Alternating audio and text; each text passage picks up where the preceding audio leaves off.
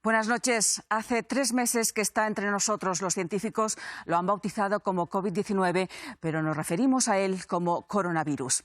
Las primeras noticias nos llegaban en diciembre desde la ciudad china de Wuhan. Los médicos alertaban de un inusitado número de casos de neumonía de origen desconocido. Aún no le prestábamos mucha atención cuando cerraron la ciudad a cal y canto. A partir de ahí todo se desencadenó muy rápido.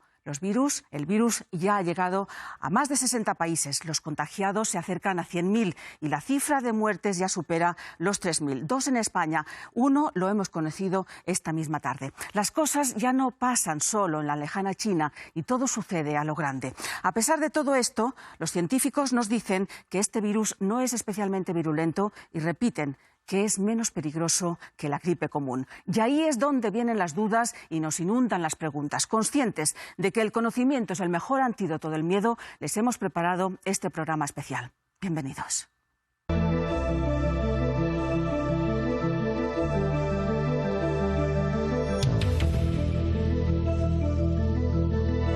Todas estas medidas a gran escala, ¿por qué se están tomando todas estas medidas a gran escala? ¿Por qué se genera esta alarma? ¿Cuándo acabará? ¿Acabará? Para hablar de todo esto en el estudio nos acompañan 3 de las personas que probablemente más saben del coronavirus en España. Les voy a presentar ya. Fernando Simón, director del Centro de Coordinación de Emergencias Sanitarias del Ministerio de Sanidad. Buenas noches, gracias por acompañarnos. Isabel Sola, responsable del Centro Nacional de Biotecnología de Madrid. Bienvenida, gracias por acompañarnos. Y el señor Antoni Trilla, jefe del Servicio de Medicina Preventiva del Hospital Clínic de Barcelona. Bienvenida también a usted. Gracias por acompañarnos. Pero este programa no estaría completo sin los enfermos, los que están en casa y los que están en los hospitales, más de 200 en total. Varios de ellos se han grabado a sí mismos e irán interviniendo a lo largo de la noche. Permítanme que empecemos con uno de ellos. Es Juan Fran Barberá. Le diagnosticaron hace una semana después de un viaje que hizo a Milán. Nos habla desde el Hospital General de Valencia. Llevo una semanita. Si podéis ver, esta es mi habitación, donde me atienden como pueden. Yo entiendo que hay un poco de psicosis, pero yo no he tenido fiebre ningún día. Sí que es cierto que tengo un poco de mocos, pero ni tos, ni ahogo, ni tengo malestar general, ni el cuerpo, nada, prácticamente lo único es la mucosidad. Y nada, el pasado lunes me volvieron a hacer pruebas, volví a dar positivo y aquí estoy ingresado en el Hospital General con un trato de los sanitarios de 10. Eso sí, me gustaría que las autoridades se pusiesen de acuerdo y nos contasen de una vez por todas en qué consiste el coronavirus. Porque si realmente es como dicen, un resfriado, entre un resfriado y una gripe, no entiendo por qué unos estamos ingresados y otros están en su casa diagnosticados con positivo. Pues ya ven, Juan Fran les hace la primera pregunta de hoy, que en realidad se hace mucha gente. Empezamos comparando esto con la gripe. No sabemos muy bien si tenemos que seguir comparándola. ¿Lo es? ¿No lo es? Bueno, la gripe tiene algunas cosas, algunos aspectos, algunas características parecidas al coronavirus. Entendemos que no puede ser lo mismo desde el punto de vista que tenemos un patógeno nuevo que no conocíamos antes. Hay aspectos que todavía tenemos que aprender. Sí que es cierto que tiene una letalidad parecida a la que pudiera tener la gripe entre los casos graves de gripe, no entre el total de casos de gripe, pero sigue siendo una enfermedad nueva que nos falta mucho por aprender de ella y sobre todo una enfermedad que se ha difundido muy ampliamente por el mundo muy rápido. Y eso obviamente tiene que hacer que la tratemos con cuidado, que seamos precavidos y que tomemos algunas medidas para evitar que una nueva enfermedad se instale entre nosotros y en lugar de pretender eliminar las que ya tenemos. Señor Trilla, usted estaba sintiendo, es especialista precisamente en gripe común, que iba a decir, ¿nos estamos equivocando en haber hecho esta comparación inicial? Lo que dice Fernando tiene similitudes y tiene diferencias. Algunas de ellas ayudan a explicar el mecanismo de transmisión, que se parece mucho, pero hay otras cosas que son claramente distintas, ¿no? La primera de ellas, yo creo que es muy importante en relación con este programa, la gripe es conocida, viene cada invierno, a veces nos da algún susto, pero más o menos todo el mundo lo tiene interiorizado. La otra también importante, tenemos una vacuna para la gripe, incluso tenemos tratamientos ya bien instaurados para pacientes graves. Esta nueva enfermedad pues no tiene vacuna todavía, esperemos que en un tiempo quizá la tengamos. Los tratamientos son todavía experimentales y aparece de nuevo con muchas incógnitas como todas las enfermedades nuevas, y en este momento lo que merece es atención, paciencia, tranquilidad y ver un poco cómo está evolucionando para poder aprender y hacerlo lo mejor posible. Por cierto, ¿cómo tenemos que referirnos cuando una persona está infectada por coronavirus o con coronavirus? ¿Cómo tenemos que decirlo? Habitualmente decimos por coronavirus, pero creo que la otra acepción con sería también aceptable. Juan les decía también, ¿y por qué unos se quedan en casa y otros en el hospital? Esto es cuestión de protocolos. Los protocolos que tenemos en España son poco restrictivos en algunos aspectos, pero sí que es cierto que tenemos que tener mucho cuidado en algunos otros. La propuesta que se hace a nivel nacional, después de un consenso y una coordinación con todas las comunidades autónomas, es que el seguimiento de los contactos se puede hacer de forma activa, sin necesidad de cuarentena. Los casos identificados se pueden tratar de diversas maneras. En el hospital, siempre que tengamos casos esporádicos, es una opción prioritaria, porque evita riesgos, pero sí que es cierto que si en algún hospital hay una saturación, por la razón que sea, la opción de tratamiento domiciliario de los casos leves está ya establecida y de hecho tenemos protocolos especificados para eso.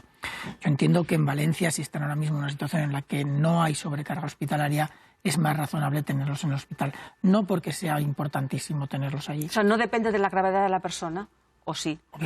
Obviamente los graves tienen que estar en el hospital. Por supuesto, pero estos casos leves como... Depende más de que estemos en una situación de casos esporádicos, que sea un número manejable en un hospital, o que el hospital se pueda sobrecargar y los casos leves puedan perfectamente tratarse. Bueno, como dice, vamos conociendo cosas. Esta es la primera gran crisis sanitaria global de la era digital y probablemente parte de este miedo y desconcierto del que estamos hablando se debe a la cantidad de información que tenemos que se mezcla con los bulos y la información falsa. Así que vamos a separar el grano de la paja y aunque hay realmente más incertidumbre que certezas en estos momentos, como dicen los miembros de la mesa, esto es lo que sabemos ahora de este virus. Es una enfermedad que se transmite de animales a humanos. Se inició en el mercado de mariscos de Wuhan, pero se desconoce qué animal lo transmitió y si mutó antes de pasar al humano. Sobre todo por las secreciones de personas infectadas que contaminan las manos u otras superficies y que entran en contacto con la mucosa de la boca, nariz o ojos de otras personas. También por algunos procedimientos médicos invasivos del tracto respiratorio o las heces de la persona contagiada. De 5 a 10 días, aunque pueden ser más, por eso la cuarentena son 14. Apenas les afecta, la mayoría no ha tenido síntomas o han sido leves. Podría debilitarse por la llegada de la primavera, más horas de sol y temperaturas más altas. Esto es algo de lo que estamos pensando. Cuando llegue el calor va a desaparecer, se hará menos fuerte. El tiempo verbal es condicional, es decir, podría, en estos momentos no lo sabemos, hay que esperar y hay datos o algunos datos, sobre todo modelos que no reflejan la realidad, pero que pueden hacer diferentes escenarios que están un poco divididos. Podría ser que sí, podría ser que no. Por lo tanto, la respuesta es ojalá se cumpla esta estacionalidad y esperamos un tiempo a ver qué pasa. En este caso, las hipótesis están basadas en lo que conocemos de otros patógenos similares. Sabemos que otros coronavirus, no este, porque no lo conocemos todavía bien, sabemos que otros coronavirus tienen una estacionalidad.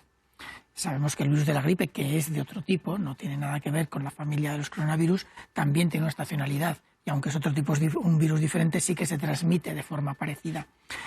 Con la estacionalidad se entiende tanto el cambio de clima, el cambio de la temperatura del invierno a la primavera, como el cambio de hábitos de las personas. El cambio del invierno a la primavera, en la que se abren las ventanas, se airean las estancias, se tienen relaciones, digamos, menos hacinadas en espacios cerrados con mucha sobrecarga, y eso podría favorecer, por lo que conocemos de otros coronavirus. Lo extrapolamos a este, esperamos que pase, pero la verdad es que, como dice Toni, no tenemos ninguna certeza de que vaya a ser así. Sí, es cierto que otros coronavirus sí que se ha caracterizado mejor cuál es su estabilidad y su resistencia a las condiciones de temperatura, de sequedad, y es cierto que al aumentar la temperatura el virus pierde infectividad. Es decir, que cuando se deposita en alguna superficie como consecuencia de una tos o un estornudo, soportaría menos tiempo manteniendo la infectividad. Con este virus todavía no tenemos la certeza, porque son todo incertidumbres, muy poco conocido. Esperemos que suceda igual que... Sí, yo creo que hay un detalle que es importante para que la gente no piense que esto se acaba tan fácil. Probablemente yo tengo la esperanza de que efectivamente esta estacionalidad se mantenga, pero el que dentro de unos meses pueda no detectarse el virus porque circule poco, no implica que no haya una circulación subyacente que no detectemos y que el otoño que viene pueda volver a resurgir. Esperemos que no. Pero tenemos que tener... ¿Ya? No, al decir esto. No, simplemente estamos poniendo los escenarios posibles y tenemos que ser conscientes de lo que puede o no pasar. Pero sí que es cierto que las segundas temporadas normalmente suelen tener características diferentes a los primeros brotes epidémicos. Esta semana hemos visto un cambio de pauta. Hasta ahora estaban siguiendo los enfermos que tenían un origen claro, habían estado en una zona de riesgo, o aquellas personas que habían estado en contacto con ellos. ¿Qué pasa con los infectados de origen desconocido? Háblennos de ellos. ¿Por qué se les está resistiendo? ¿Qué sucede? Como Fernando lo contesta siempre, esta vez lo contesto yo. Por favor. La situación en España mayoritariamente es todavía la primera, afortunadamente. Pero ya tenemos varios casos de los segundos. Sí. Pero en general, en muchas zonas de España todavía es posible, haciendo un gran esfuerzo, llegar a trazar dónde ha habido el primer contacto, y hasta ahora es bastante número los que son contagios de importados. Es cierto que en algunas zonas del país buscar esto, que no siempre es fácil, que se busque y no se encuentre, no garantiza 100% que no se ha podido, porque es complejo llegar hacia atrás y entender exactamente con quién ha contactado quién. Pero lo lógico es que a partir de un determinado momento aparezcan estos casos autóctonos que reflejan lo que ha comentado Fernando. Hay una cierta circulación que no vemos, probablemente muchas veces por la levedad del cuadro, ¿no? Es gente que si están muy enfermos acabarían en el hospital y lo hubiéramos detectado más fácilmente. De momento, pues esta posibilidad yo creo que es real en algunas zonas de España, pero aún así, aún en esta situación, y de acuerdo con todas las pautas que nos dan desde el Ministerio, estamos todavía en una fase en la que hay que hacer todo el trabajo para intentarlo contener. Señora Solà, usted se pasa horas investigando detrás del microscopio. El hecho de que todavía no sepamos si viene de un animal, de qué animal viene, ¿nos está dificultando esta fase de investigación, de conocer más las entrañas del virus? Inicialmente, cuando se inició en China, habría ayudado posiblemente a identificar cuáles eran los animales que lo transmitían. Sucedió así en 2002 con un primo hermano de este virus, SARS, que también infectó a 8.000 personas, y en aquel caso sí que se pudo identificar cuál era el animal que había transmitido el virus a los humanos. Eran las civetas, enseguida se cerraron las granjas y aquello contribuyó en parte a limitar la epidemia. Esta vez no ha sido posible, pero a pesar de eso, los casos en China se han contenido muy eficazmente y en estos momentos el número de casos ha bajado dramáticamente. Especialmente. Seguiremos ahora. Quiero introducir otra cosa. El otro día un psicólogo me decía que uno de los factores que genera ansiedad o más ansiedad en esta crisis son las grandes incógnitas, las cifras tan altas y en constante movimiento que estamos ofreciendo. Ángela Alcover, buenas noches. Tú eres la mujer que ha seguido la enfermedad desde el minuto 1. Por favor, ¿cómo está la situación en estos momentos? ¿Cuál es el mapa de los casos en estos momentos en España después de las noticias que hemos tenido esta tarde? Pues según los últimos datos que nos han facilitado las comunidades autónomas sobre el coronavirus, desde que se desató la crisis se han diagnosticado en nuestro país 228 casos de coronavirus. En las comunidades en las que más casos hay es la Comunidad de Madrid con 76 casos, seguido de Cataluña con 28, Comunidad Valenciana con 22 y País Vasco con 21. Al Ministerio de Sanidad le preocupan evidentemente todos los casos, pero hay dos focos de especial preocupación. Uno es el foco de Torrejón de Ardoz, aquí en Madrid, y otro el del Hospital de Vitoria, en el País Vasco. ¿Y por qué les preocupa especialmente? Porque en estos sitios se desconoce el origen del contagio. La evolución, analizando estos datos de los que me hablas, ¿la evolución aporta información significativa, Ángela? Sí, podemos fijarnos que el primer caso hay que remontarse al 31 de enero. Es un turista que está en la isla de La Gomera, es alemán y se ha contagiado en su país de un caso positivo. Esperamos al 9 de febrero para el segundo caso. Es un residente en Baleares, en Mallorca, que ha viajado al extranjero y se ha contagiado también del virus. Después aquí hay un periodo como de pausa en el que no se ven contagios hasta que se desata la crisis del norte de Italia. Entonces empezamos a ver aquí personas que han viajado a esa zona, han vuelto y se han contagiado de la enfermedad, dan positivo. El 25 de febrero hay un punto que es de inflexión muy importante y es que el Ministerio de Sanidad acuerda con las comunidades autónomas hacer la prueba del coronavirus a todas aquellas neumonías de origen grave que están hospitalizadas y que pues no se sabe de dónde vienen. Y empiezan a aparecer casos positivos de coronavirus. Y son personas que no habían viajado a zonas de riesgo y que en principio tampoco saben que han tenido contacto con nadie que tenga el virus. Y a partir de ahí, pues ya los casos en aumento hasta llegar a la cifra de la que hablábamos de 228. Hemos visto por otros países que hay diferentes escenarios por los que pasa la enfermedad o se enfrentan las sociedades que están afectadas por ellas. ¿En cuál está España en estos momentos? Pues el Ministerio de Sanidad siempre nos habla de 3 escenarios. Nosotros estaríamos ahora mismo en el escenario número 1, que sería el nivel más bajo, el escenario de contención del virus. Es decir, se supone que no hay una transmisión comunitaria aquí que esté descontrolada, ni tampoco que nos estén llegando muchísimos casos del extranjero, pero es verdad que hay casos. Lo que hay que hacer es detectarlos rápidamente para evitar que el virus se expanda, para contenerlo. Entonces, ¿cómo se hace? Pues como estábamos hablando, por ejemplo, con esas pruebas de neumonía, a ver si hay coronavirus y que otras medidas, por ejemplo, evitando que a eventos deportivos vengan pues aficionados de zonas de riesgo para evitar que pueda haber pues un contagio. El siguiente escenario ya sería un escenario de mitigación del virus, es decir, ya se da por supuesto que hay una transmisión comunitaria dentro pues en la sociedad y lo que hay que hacer es decir, hay casos pero que haya los menos posibles. Aquí las medidas ya serían un poco más restrictivas, por ejemplo, se podrían cerrar colegios en determinados casos, teletrabajo o incluso cuarentena de algunas zonas, ciudades. Y ya el tercer nivel que sería pues el de generalización del virus, es decir, el virus está circulando ya en la sociedad. Ángela, muchas gracias por estos datos. Te tomo la palabra. Fernando Simón nos dice que estamos en contención. ¿Esto puede cambiar mañana mismo?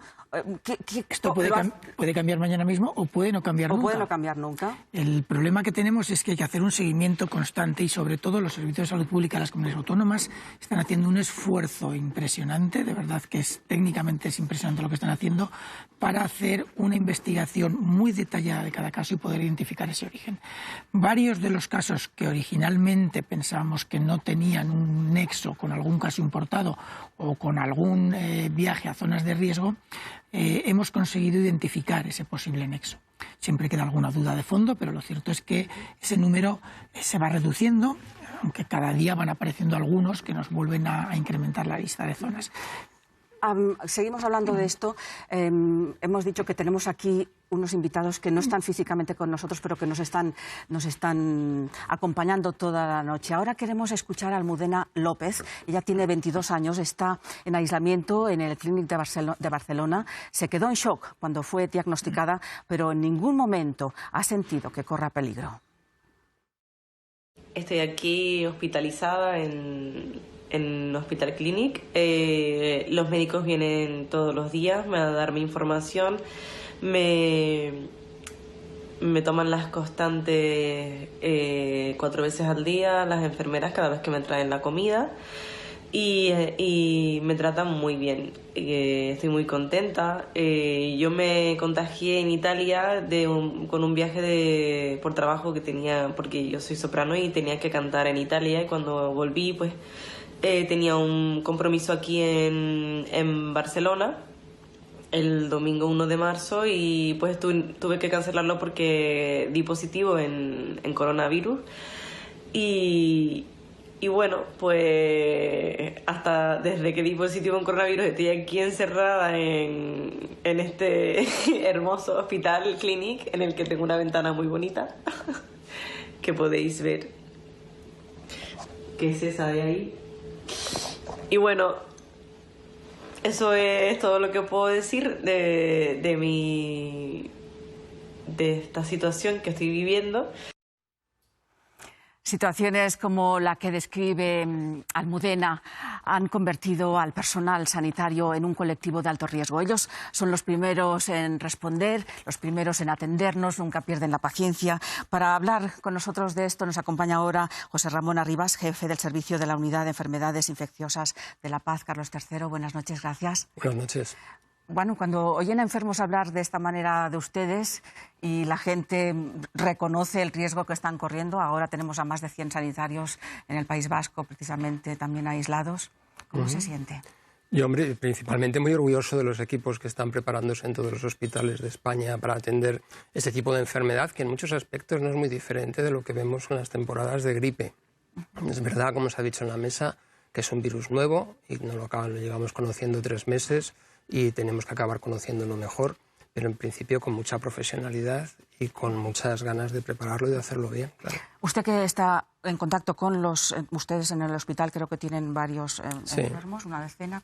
Sí, 11 enfermos en este momento. Y con los sanitarios que trabajan con ellos, ¿qué percibe? ¿Qué sensación percibe? ¿Están trabajando todos a una? ¿Hay sensación de vamos a...? Bueno, estamos preparándonos, llevamos 2 semanas trabajando muy intensamente, o incluso un poco más en el hospital para prepararnos. Hay múltiples servicios implicados. Todos los hospitales en España se tienen que preparar de una u otra manera. Estamos en estrategia de contención, pero es muy importante que todo el hospital, hay muchos servicios, el servicio de medicina preventiva, el servicio de prevención de riesgos laborales. Los microbiólogos son importantísimos porque cuantas más pruebas podamos hacer, más fácil es detectar y más fácil es contener para que no entren. Y los servicios de todo el hospital, los neumólogos, los infectólogos, los intensivistas, tenemos un porcentaje pequeño de pacientes. Globalmente se estima solo de todos los pacientes, de 100 pacientes que se infecten, 5% pueden necesitar cuidados críticos y los intensivistas también son muy importantes. Hay que preparar todo el hospital para una enfermedad nueva. Entonces, la preparación, la formación de los profesionales, nuestros servicios de prevención de riesgos laborales están haciendo un esfuerzo enorme para que todos los profesionales estén bien preparados en usar los equipos. La sanidad, esto pasa, estamos hablando todo el rato, según en qué países pasa esto, que no tengan estos medios, a lo mejor no podrían afrontarlo de la misma manera. O, por ejemplo, en Estados Unidos, que dicen que van a tener que pagar incluso las pruebas. La sanidad pública española... Sí, yo quiero decir, la gripe estacional todos los años nos pone un poco contra las cuerdas. En los servicios de urgencias con la gripe estacional ya nos preocupa porque el sistema lo pone en bastante tensión, ¿no? Entonces, tener otra causa parecida a la gripe, aunque sea parecida, aunque como ha quedado claro no es exactamente lo mismo, nos preocupa mucho, porque el sistema está preparado para una gripe, no para 2 gripes. Entonces requiere un esfuerzo de todos muy importante. En estas estrategias también hay algo muy importante que es proteger el hospital. Es muy importante, por eso hemos hecho lo de las neumonías y hemos hecho otras cosas, que no se nos cuelen casos en el hospital que puedan provocar brotes dentro del hospital y que puedan hacer que el personal sanitario tenga que ausentarse para hacer el aislamiento, la cuarentena en su caso. Usted lleva unas cuantas crisis de estas, es experto en ébola, lo vivió en primera, y es de los que defiende que si nos preparamos mejor y actuamos rápido vamos a tener mejor capacidad de reacción también.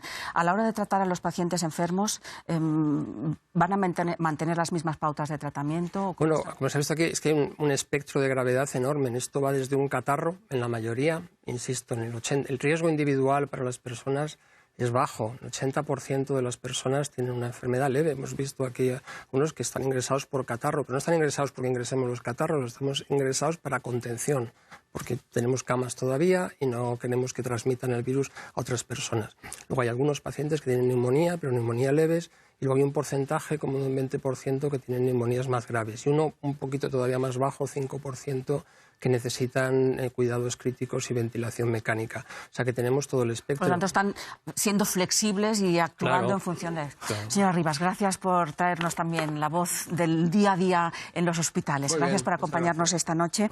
Estaba comentando el doctor Arribas lo importante que es esta capacidad de reacción según evoluciona la enfermedad. Y ustedes en el laboratorio, en el despacho, en el hospital, lo ven cada día. ¿Cuál es el reto en el laboratorio en estos momentos, señora Sola, por ejemplo? En estos momentos nosotros tenemos experiencia en trabajar con otros virus de la misma familia, relativamente parecidos, pero no iguales.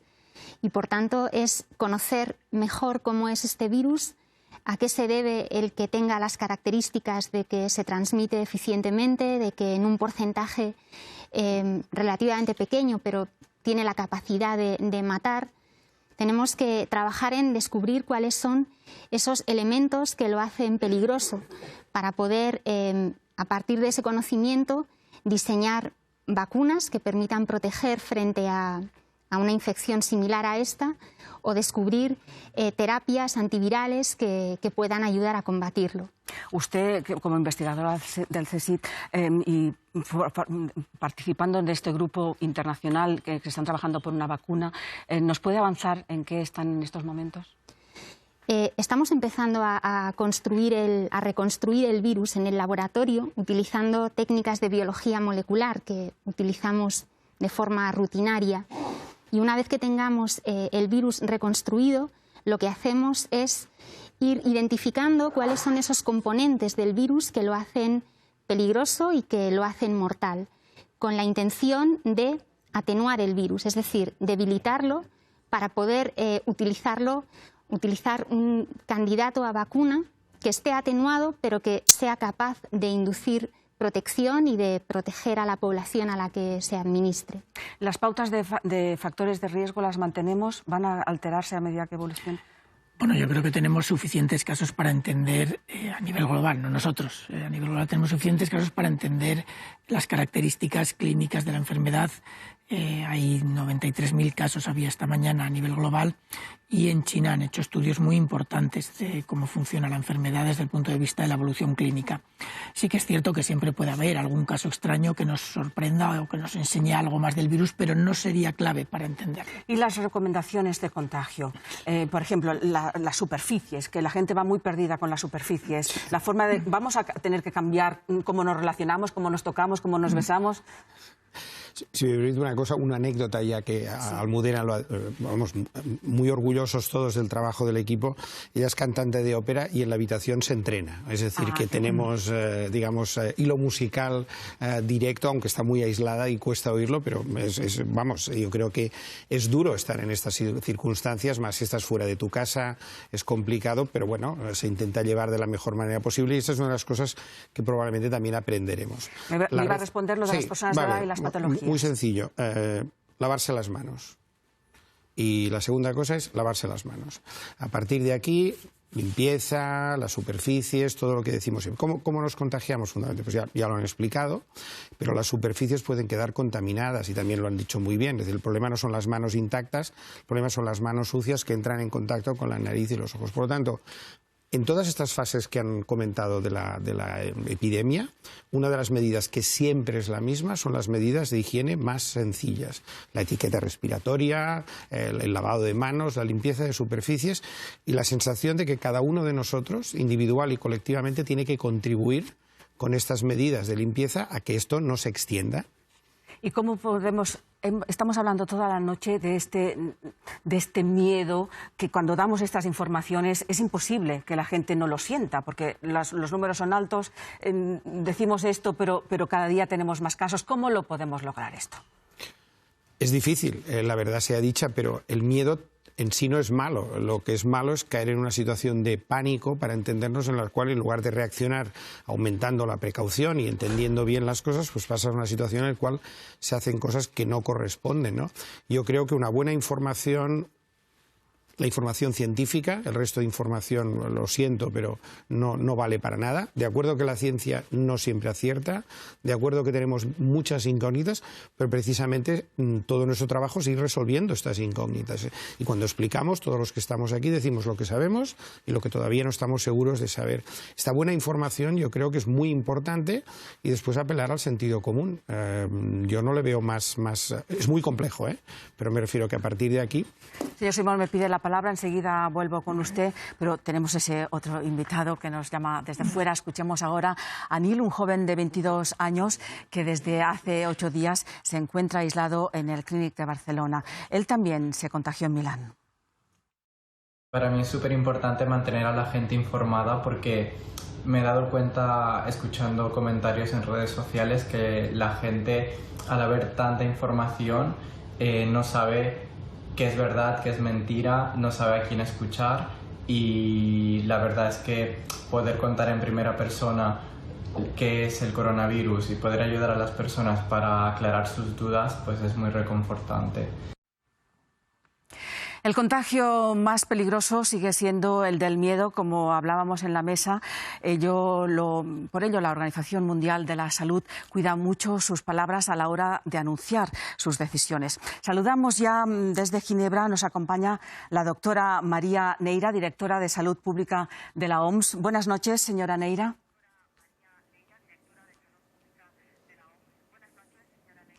Hola, muy buenas noches. Decía que ustedes están cuidando igual que el Ministerio de Sanidad y otros organismos se relacionan diariamente con los medios de comunicación y emiten comunicados de forma constante. Ustedes que también lo hacen, palabras como epidemia, pandemia, esto asusta mucho. A la hora de comunicarse con el público, miden lo que tienen que decir, buscan las palabras exactas, se lo trabajan antes de hablar, de cómo lo dicen.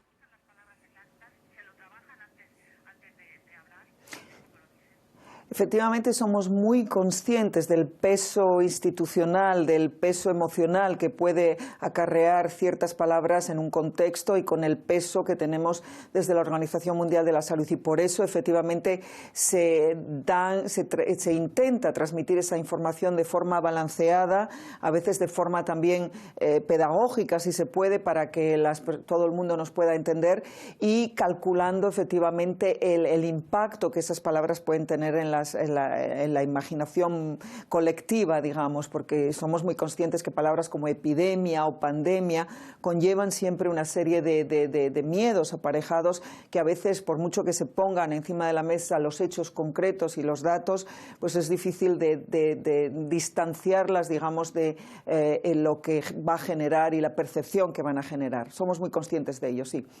Usted, ahora que me menciona la palabra pandemia, todo el mundo les pregunta cada día, ¿van a declarar pandemia? Bueno, esto no es que uno se levante y diga vamos a declarar pandemia. Tienen unos protocolos, depende de unos países, unas cantidades. ¿Nos puede informar en qué y qué tendría que pasar para que ustedes declararan la pandemia? Explícanos esas graduaciones que tienen a la hora de calificar esta situación.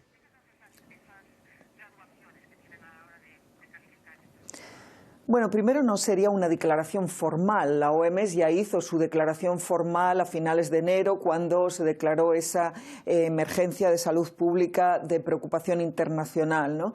Ese es nuestro máximo grado de alerta. A partir de aquí, efectivamente, se puede pasar de epidemia, que es lo que tenemos ahora, si se continúan a notificar casos en más países y que esto afectara a la mayoría de los países, pues efectivamente sería una cuestión semántica. Se pasaría de llamarse epidemia a pandemia, porque afectaría casi el total de todos los países en el mundo. Obviamente también cuidaríamos en el uso de esa palabra el hecho de que puede ser una pandemia, pero con pocos casos o con pocos países, un número muy reducido de casos por país, y que además hubiera una severidad pues que no justificara, digamos. Pero es una cuestión semántica, como digo, no hay una declaración formal, sino más bien la extensión y a cuántos países afectaría. Está marcado por sus propios protocolos, por otro lado. Tenemos, por ejemplo, el caso de China, que todo el mundo miraba con mucha suspicacia al principio, pero que después dicen ustedes mismos que lo está haciendo bastante bien y que gracias a esto la cosa se está manteniendo bajo control. Y tenemos el caso de Italia, que ustedes ahí ya no lo han dicho tan abiertamente, pero sí que han insinuado que no lo están haciendo tan bien. ¿Se encuentran con países que, a pesar de las recomendaciones que ustedes les hacen, ellos aplican otro tipo de políticas?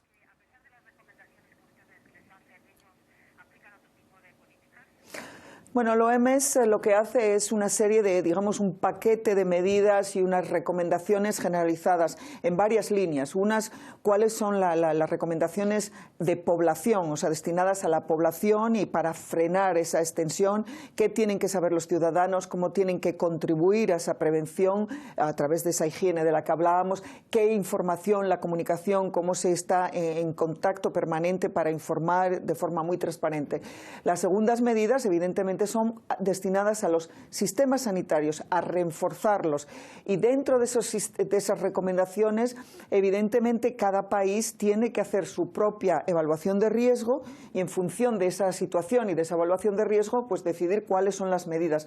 Nosotros no tenemos una medida que sea aplicable a todos los países exactamente igual, porque cada país o cada región geográfica tiene sus particularidades, su número de casos, su extensión, y en ese sentido, pues efectivamente hay que adaptar y modificar de forma proporcionada siempre y de forma basada en una evaluación de riesgo y de beneficio. ¿Cuáles son, en función de esas medidas que se toman, qué beneficio se va a obtener y que sea lógicamente proporcionado? Y el tercer paquete de medidas nuestro pues va destinado evidentemente a la investigación y al desarrollo y a coordinar todas esas necesidades de información y que los ensayos clínicos avancen y que haya una armonización en todos esos protocolos también. Doctora María Neira, gracias por acompañarnos esta noche en este programa de reflexión. Fue en China, como saben, donde empezó todo, y a pesar de las dudas que teníamos al principio sobre si China estaba facilitando al mundo toda la información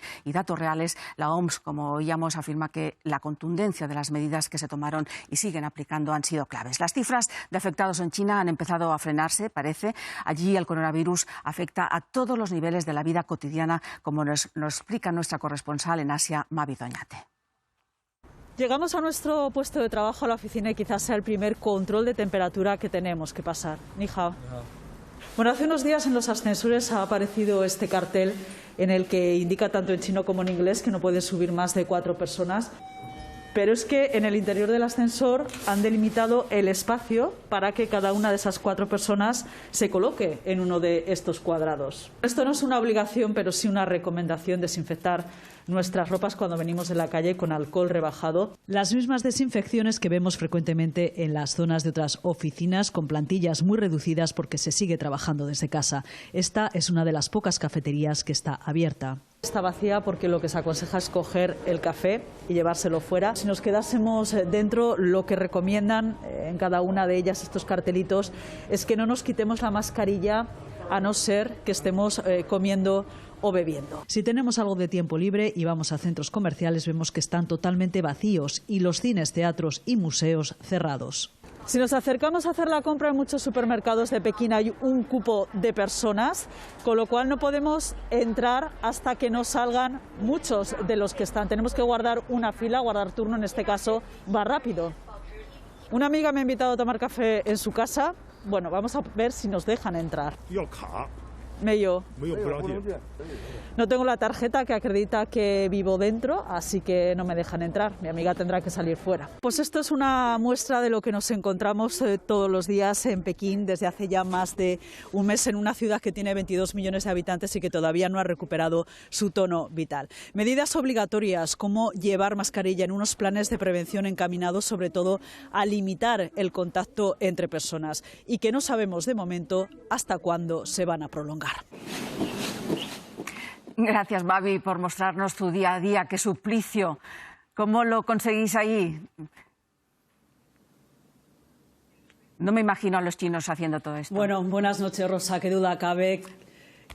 Muy difícil. Qué duda cabe que está siendo complicado. Estamos hablando, claro, de personas a las que se les dice que se queden en casa, que guarden cuarentena, que no vayan a trabajar, que no vayan a la universidad, al colegio. Esto es una ruptura de la rutina diaria que tiene un impacto psicológico y también sociológico y económico, porque estamos hablando de pérdidas millonarias tanto en las multinacionales como en las empresas pequeñas. Pero bueno, los chinos, por su cultura y también porque están, recordemos, bajo un régimen autoritario, al final o voluntariamente o obligatoriamente cierran filas. De todas formas, sorprendí hace unos días a un representante de la OMS que había estado en Wuhan, que decía que con cada uno de los vecinos que había hablado le sorprendía porque se habían tomado esto como una especie de guerra popular contra el coronavirus. Aquí, de todas formas, el mensaje que se da es no bajar la guardia, a pesar de que parece ser que la epidemia está más controlada, porque estamos hablando, recuerdan, de un coronavirus del que se sabe poco. No se sabe cómo se originó, no se sabe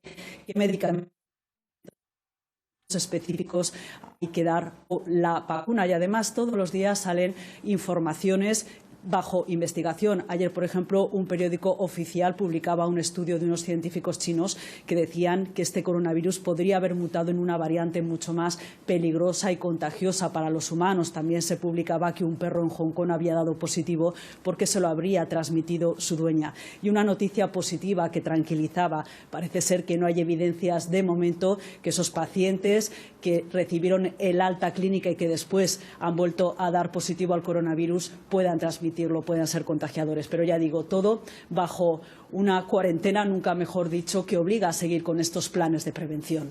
Rápidamente, Mavi, ¿cómo compaginas la necesidad de informar con la posibilidad, considerando las dificultades que tenéis allí?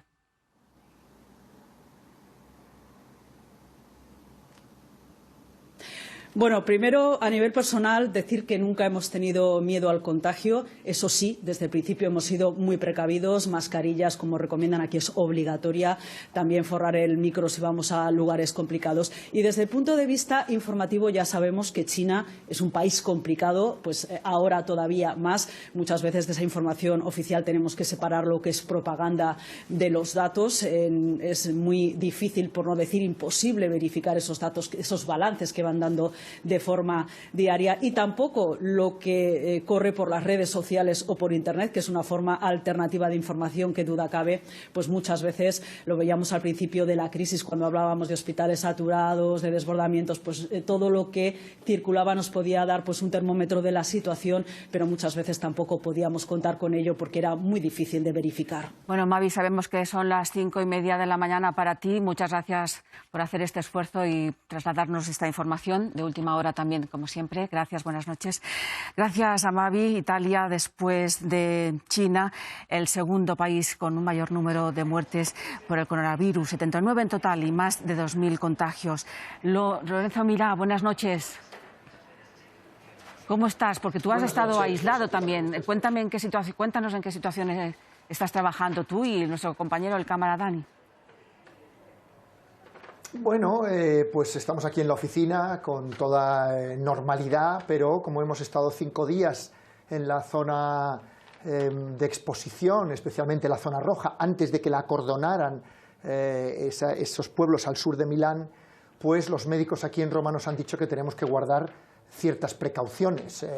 Aquí en la oficina, cuando hay alguien más que Dani y yo, pues nos ponemos la mascarilla por si acaso somos contagiadores, cosa que ahora no sabemos. Los médicos no han querido hacernos la prueba porque dicen que estamos demasiado cerca de la exposición y que no saldría ningún resultado, que hemos de esperar ver si hay algún tipo de síntoma. Pero mientras tanto tenemos que llevar la mascarilla en lugares cerrados aquí en la oficina y sobre todo en casa con mis hijos. Lorenzo, hoy el Gobierno ha vuelto a anunciar otras medidas, otro paquete de medidas muy contundentes que empiezan a ser efectivas mañana. ¿Cómo os vais a levantar mañana? ¿Qué va a estar abierto y qué va a estar cerrado?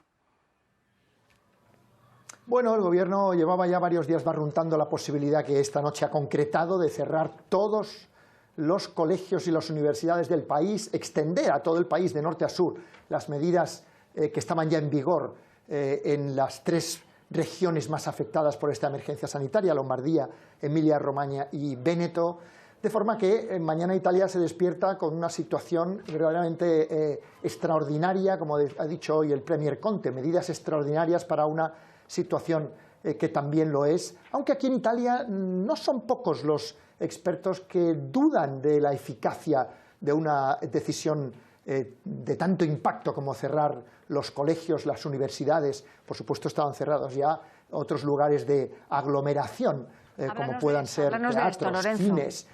Háblanos de esto, porque tú sabes pues que eso, ¿no? está también siempre sobre la mesa si tal vez se llega a hacer en España o no.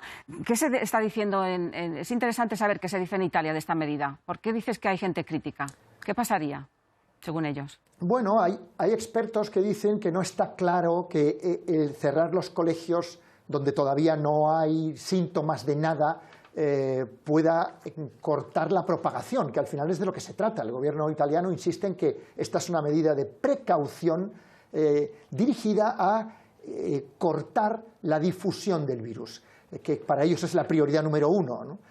Cortar la difusión para terminar cuanto antes con esta situación y también para evitar el riesgo de saturar, de desbordar el sistema sanitario italiano, especialmente la capacidad de cuidados intensivos, donde en este momento pues hay en torno a 150 o 200 personas. Entonces, Lorenzo, algunos expertos creen que cerrar escuelas y universidades no es tan eficaz para eso. Claro. Lorenzo, te decía que hace unos días te convertiste en trending topic. ¿Cómo logras, estando en el centro de un país literalmente con casos y cada día con noticias, este balance de informar sin generar miedo, sin banalizar? ¿Cómo logras este equilibrio? Pues escuchando a los médicos. Yo realmente este fenómeno de Internet me sorprendió mucho, porque lo único que yo hacía era reproducir lo que oigo que dicen aquí los médicos, que afortunadamente salen mucho en los medios de comunicación y por tanto tenemos opiniones de los que de verdad saben de qué va esto. Yo no tengo ni idea, lo único que hago es escuchar y tratar de transmitir.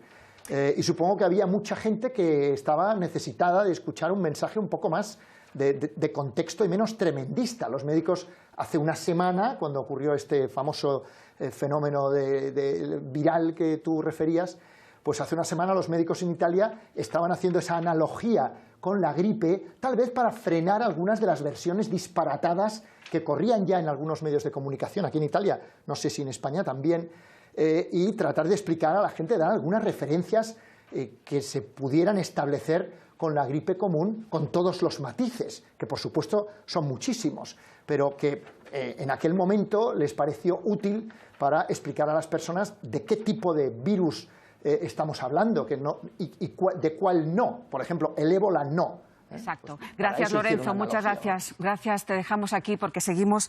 Él lo comentaba, a lo largo de la noche ha salido varias veces la palabra miedo. A lo mejor los medios de comunicación deberíamos haber hecho también las cosas de forma diferente para favorecer a la calma. Para hablar de esto nos acompaña la doctora, la psicóloga Isabel Aranda. Bienvenida. Gracias por acompañarnos. Gracias. ¿Por qué la emoción en esta crisis está prevaleciendo a la razón? Es una situación difícil, es una situación de amenaza y la respuesta lógica es el miedo, que es lo que sentimos las personas cuando nos sentimos amenazadas. El problema es que pasa de ser una emoción individual a una emoción colectiva, se contagia exponencialmente y eso nos cambia la forma de entender la información. En situaciones como esta, colectivas, en las que realmente cualquier emoción es tan fácil de contagiarse, la del miedo en concreto, ¿por qué fases pasa? Pues hay unas fases, colectivamente hablando. Efectivamente, la primera fase es cuando teníamos la noticia de China y, bueno, lo veíamos como muy indiferente, muy lejano, una simple atención. Pero a continuación hay una fase en la cual, cuando ya se acerca a Italia, lo vemos como muy cercano y empezamos a sentir un estrés, bueno, colectivo importante. Hay que tener en cuenta que ese estrés va a afectar nuestra forma de pensar, nuestra forma de sentir, pero también nuestro comportamiento. Después hay una fase que es un poco en donde estábamos, de choque, ¿no? Cuando surgieron los primeros casos en España, no nos lo podíamos creer, que realmente ya estaba aquí el virus. Para muchas personas eso significa una situación difícil de manejar.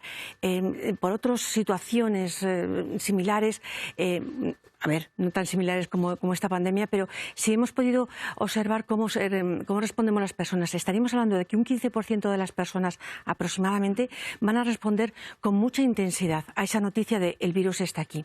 Otro 15% lo llevarían bastante bien y ese 70% restante es el que realmente está ansioso de información, el que necesita que se le diga cómo gestionar las cosas, que se le diga que todo está bajo control. La siguiente fase es donde estamos entrando ya con las noticias de los fallecimientos, que es esa situación de emergencia, no la emergencia sanitaria, sino la emergencia que sentimos como colectivo. Ahí el estrés es muy alto, muy sostenido y las personas nos vemos seriamente afectadas en nuestro bienestar psicológico. ¿Y cómo nos podemos abstraer para superarlo? Estamos hablando de todo el problema, naturalmente, que es el más importante, de la salud física, pero también tenemos que tener en cuenta la salud psicológica de las personas. Una cosa es lo que está pasando y para eso necesitamos tener información puntual, continua, positiva sobre cómo están evolucionando las cosas y otra cosa es cómo nos lo tomamos. Hay personas, como decía, que reaccionan con mucha intensidad. Los medios de comunicación algo tenemos que hacer mejor. Rápidamente, un consejo para nosotros. Relativizar la información. dar los datos relativamente, es decir, no hay efectivamente unas cifras, pero no se convierten en titulares, y si somos capaces de relativizarlos, hacemos mucho favor al bienestar psicológico de las personas. Pero gracias por acompañarnos, doctora Aranda. Pero si algo nos puede ayudar a conseguir lo que la doctora Aranda nos dice, es escuchar a esas personas que les ha tocado enfrentarse de verdad con el miedo. Y ellos mismos se asombran de su reacción. Al principio me sentí muy asustado porque no sabía qué iba a pasar, pero poco a poco el médico me fue explicando todo y me fui quedando más tranquilo. No tenía miedo de que me fuera a pasar nada tampoco heavy, porque yo no he tenido muchos síntomas peligrosos ni estoy encamada, sino que, bueno, encamada estoy porque me obligan, pero de resto estoy bien. Un beso muy grande y espero que esto les tranquilice, que sé que hay mucha gente asustada con el tema. Un beso. No somos bichos raros, simplemente tenemos el coronavirus, y sí que me gustaría también decir que hay muchísima gente que estoy convencido que tiene el coronavirus y no lo sabe y no pasa absolutamente nada. No deja de ser esto en mi caso, entiendo que hay que tener precaución, sobre todo con las personas más débiles por la propagación del virus, pero tampoco nos alarmemos porque yo estoy bien, no he tenido fiebre ningún día. Y bueno, pues 7º día aquí y gracias por abrir esta ventana. Ya estamos llegando al final del programa. No me imagino una mejor despedida que estas palabras de optimismo y entereza. Marchamos. Un mensaje rápido para la audiencia, por favor. Yo creo que la doctora Aranda lo ha dicho perfectamente. Hay que relativizar los datos, hay que entender lo que significan. Tenemos 93.000 casos en el mundo entero, de los cuales prácticamente el 90% han sido en China y dentro de China en una sola provincia. Relativizar. Confiar en que la contención es posible porque hay datos objetivos que demuestran que está siendo así. No hacer caso a rumores y hacer caso a la ciencia. Pues me parece un buen resumen a todos ustedes. Gracias por habernos acompañado. Este era un programa muy arriesgado. El miedo vende, pero nosotros hemos apostado por la reflexión y compartir con ustedes el conocimiento de estas personas. A todos ustedes, gracias por acompañarnos, a ustedes por compartir su conocimiento con nosotros. Buenas noches. Adiós.